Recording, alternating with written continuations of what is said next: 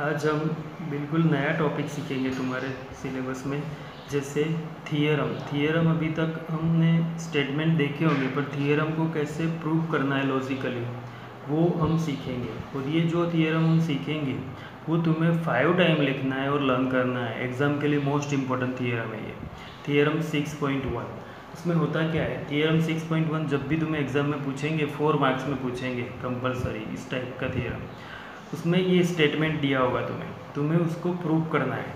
ये स्टेटमेंट क्या दिया है देखो, कि 2 lines intersect each other, 2 lines अगर एक दूसरे को इंटरसेक्ट कर रही है तो then they vertically opposite angles are equal, तो उसके वर्टिकली ऑपोजिट एंगल्स इक्वल होते हैं। तो हमें पहले तो ये पता होना चाहिए कि 2 लाइन्स इंटरसेक्ट कैसे करती है और वर्टिकली एंगल किसे बोलते हैं वो, राइट। तो ये प्रूव करना है हमें कि 2 लाइन इंटरसेक्ट करके ड्रॉ करनी है और उसमें जो एंगल बनेंगे वर्टिकल एंगल उसे इक्वल प्रूव करना है। तो जब भी थियरम प्रूव करो तो पहले ये थियरम का स्टेटमेंट लिखना है। क्वेश्चन में दिया हो तो भी हमें ये स्टेटमेंट लिखना है। फिर गिवन मतलब इसमें हमें क्या दिया है, तो हमें इसमें क्या दिया है, 2 लाइन्स इंटरसेक्ट ईच अदर। तो वो 2 लाइन्स हमने जो भी लेनी है वो लिखनी है। कि गिवन क्या दिया है, तो लाइन्स ए बी, हम ए बी लाइन लेंगे and C D intersect each other at ओ।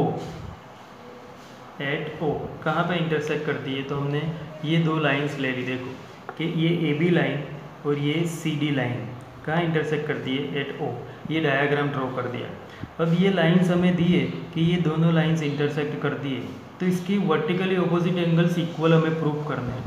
तो ये 2 प्रूव में आएंगे। तो वो वर्टिकली ऑपोजिट एंगल्स होते कौन से है वो, तो सबसे पहले वर्टिकली एंगल ये होता है, देखो ए ओ सी, ये वाला इसका ऑपोजिट ये बी ओ डी, राइट। तो हमें 2 प्रूव में यही लिखना है कि angle A O C is equal to angle B O D. And दूसरा ये होगा ए ओ डी और B O C, angle A O D is equal to angle B O C. हमें ये दोनों एंगल को इक्वल प्रूव करना है और ये दोनों एंगल को इक्वल प्रूव करना है। तो अब उसको प्रूव कैसे करना है, तो लॉजिकली जो अभी तक हम सीखे उसी पे से उसे प्रूव करना है। तो सबसे पहले प्रूफ में क्या लिखेंगे वो, तो मोस्ट इम्पोर्टेंट जो मैं फर्स्ट सेंटेंस लिखता हूँ ना, वो तो एक एक्सियम का स्टेटमेंट है। जो एक्सियम में तुम्हें डायरेक्ट यहाँ बता रहा हूँ, याद रहे इसलिए, कि रे ओ ए stands on line CD। ये देखो ये लाइन CD ऐसे है, राइट। ये OA यहाँ से रे बनता है, ये किसके ऊपर है, स्टैंड्स ऑन CD के ऊपर। तो ये एक्सियम में था कि जब भी किसी एक लाइन के ऊपर एक रे स्टैंड्स होगा तो उससे जो 2 एंगल बनेंगे ना वो सप्लीमेंट्री होंगे, उसे लीनियर पेयर एक्सियम बोलते हैं। उसे क्या बोलते हैं, लीनियर पेयर एक्सियम। तो ये रे OA ये लाइन के ऊपर है ऐसे, तो ये दोनों एंगल सप्लीमेंट्री बन जाएंगे। तो यहाँ पे ये दिया है कि रे, हमने ये लिखा एक्सियम के ऊपर से कि रे OA stands on line CD, right. तो देयरफॉर अब ये रे OA है तो ये 2 एंगल हमें इक्वल मिलेंगे, कौन से, AOC, angle AOC plus angle AOD plus angle AOD is equal to 180 हो जाएगा एक्सियम के ऊपर से। एक्सियम में यही होता है कि एक रे उसके ऊपर एक लाइन पे है तो ये दोनों एंगल सप्लीमेंट्री हो जाएंगे। तो इसका रीज़न भी यहाँ वही लिखना है, लीनियर पेयर एक्सियम्स।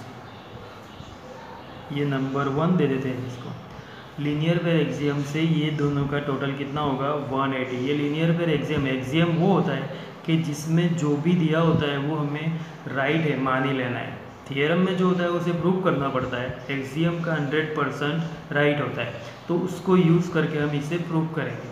तो ये रे उसके ऊपर है तो ये दोनों सप्लीमेंट्री हो गए, एक्सियम में बताया गया है हमें, राइट। अब इसी तरह सिमिलरली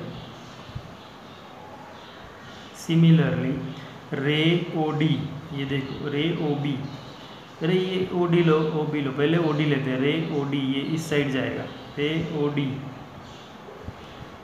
stands ऑन लाइन, कौन सी लाइन के ऊपर है? ये रे ओ डी, ये रहा, यहाँ से शुरू होता है रे ओ डी, तो कौन सी लाइन पे है? ए बी के ऊपर, तो stands on line A B, right. ये ए बी के ऊपर है, तो इससे भी ये दो एंगल मिलेंगे, वो दोनों एंगल ये और ये कैसे होंगे? सप्लीमेंट्री। तो therefore angle A O D plus ये A O D plus B O D plus B O D is equal to 180 degree, right. ये भी वही एक्सियम से आ गया, तो ये रिजल्ट दो रिजल्ट मिले हमें, राइट। अब हमें क्या करना है? देखो, फ्रॉम 1 and 2, फ्रॉम 1 and 2, तो फ्रॉम 1 and 2 मतलब ये दोनों की राइट हैंड साइड तो इक्वल है, तो ये राइट हैंड साइड इक्वल है तो लेफ्ट हैंड साइड भी इक्वल हो जाएगी।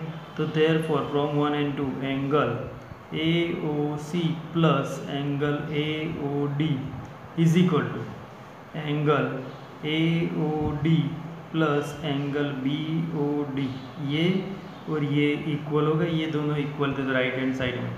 अब ये दोनों इक्वल हो गए, देखो अब ये दोनों, ये प्लस दोनों का प्लस और ये दोनों का प्लस इक्वल है, तो उसमें ये तो इक्वल है, तो ये और ये कैंसिल हो जाएगा, angle A O D angle, तो बचेगा क्या?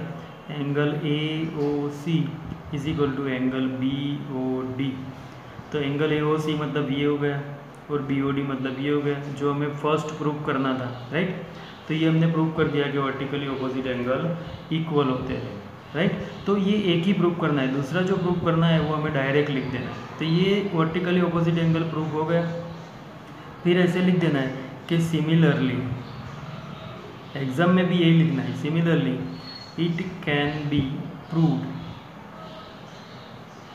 That angle A O D is equal to angle B O C. ये दूसरा वाला भी हम इसी तरह प्रूव कर सकते हैं, राइट।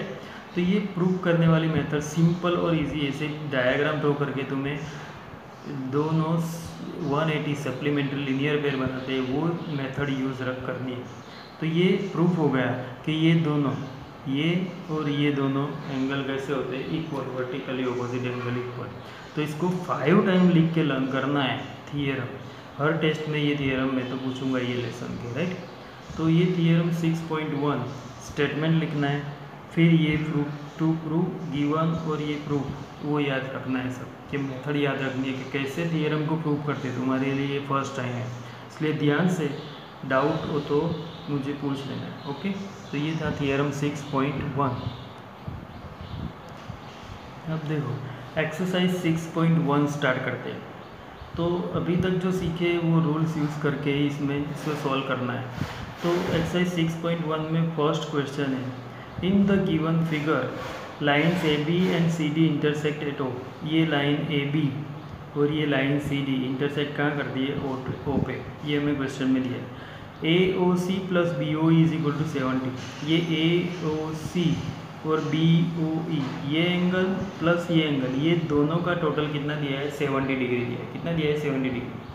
और एंगल बी ओ डी वो कितना दिया है? 40 डिग्री। यहाँ पे बी ओ डी 40। तो फाइंड बी ओ ई, हमें बी ओ ई फाइंड करना है। क्या फाइंड करना है? बी ओ ई, ये एंगल फाइंड करना है। और रिफ्लेक्स ऑफ सी ओ ई, ये सी ओ ई उसका रिफ्लेक्स, मतलब सी ओ ई के बाहर वाला ये पूरा एंगल फाइंड करना है। Reflex of C O E find करना हो तो पहले सी ओ ई फाइंड कर दो और उसको 360 में से माइनस करो तो भी रिफ्लेक्स मिल जाएगा, राइट। तो करते हैं इसको, देखो सॉल्व। तो सबसे पहले तो lines A B and C D intersect at O, जो हमें क्वेश्चन में दिया है वही लिखा, राइट। तो जब भी ये लाइंस इंटरसेक्ट करेगी ऐसे, तो अभी हमने देखा 6.1 में कि उसमें वर्टिकली ऑपोजिट ये और ये पूरा वर्टिकली ऑपोजिट एंगल्स क्या होंगे? इक्वल होंगे। तो therefore angle A O C is equal to angle B O D. हमने बी ओ डी वाला एंगल वर्टिकली लिया, ये और ये इसका वर्टिकली ऑपोजिट एंगल, और बी ओ डी हमें दिया है इसलिए हम ये यूज़ करेंगे। ये दोनों इक्वल क्यों हुए? तो vertically opposite angle vertically opposite angles, तो वर्टिकली ऑपोजिट एंगल्स इक्वल हुए, राइट। पर हमें BOD 40 दिया है, राइट। तो angle BOD is equal to 40 degree given, right. तो ये 40 दिया है तो इसको इक्वल AOC है, तो AOC भी क्या हो जाएगा, therefore angle AOC is equal to 40 degree. पहले हमने एंगल AOC फाइंड कर दिया, हमें क्वेश्चन में AOC नहीं फाइंड करना है पर ये ज़रूरी था तो फाइंड कर दिया।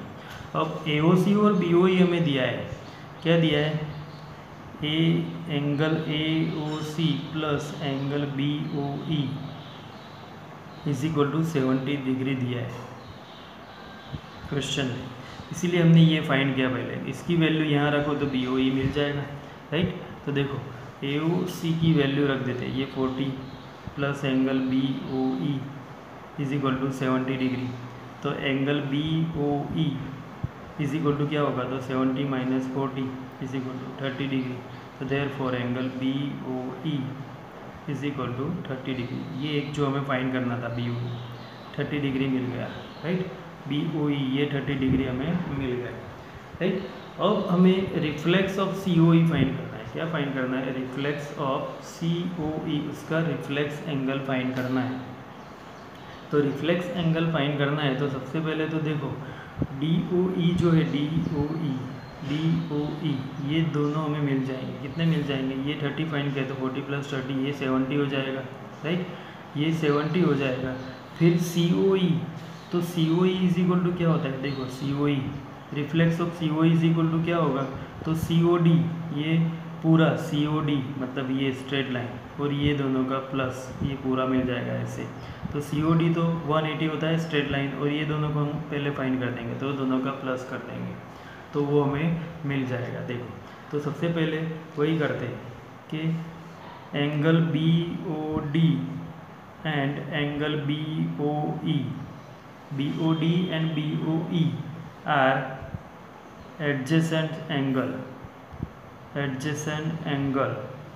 with common arm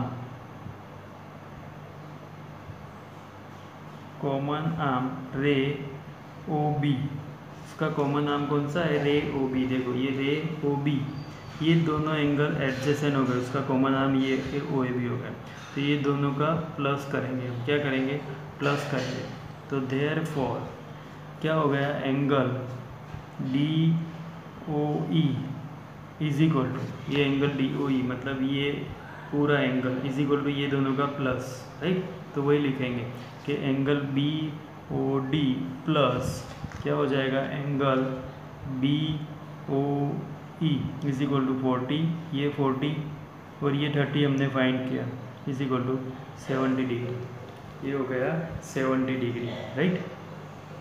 अब इसमें हमें फाइंड क्या करना था, जो लास्ट में हमें पूछा है वो कि reflex angle COE, reflex angle COE, देखो ये COE है ना, ये रहा COE, इसका रिफ्लेक्स एंगल मतलब इसको छोड़ के बाकी पूरा, राइट। तो ये पूरे का टोटल हमें फाइंड करना है। तो ये पूरे में ये स्ट्रेट लाइन है ऐसे, तो स्ट्रेट लाइन मतलब ये एंगल 180 हुआ, ये 40 है, ये 30 है, तो ये सबका प्लस कर दो तो उसका रिफ्लेक्स मिल जाएगा।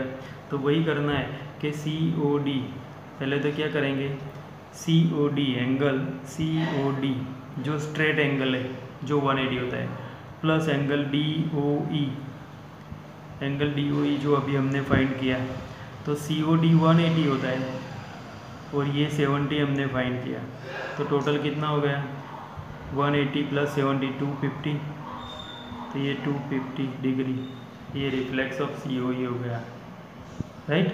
तो COD स्ट्रेट एंगल था तो हमने 180 लिया, राइट, 180 लिया और ये हमने 70 फाइंड कर दिया और ये 250, तो ये हमें रिफ्लेक्स ऑफ COE मिल गया।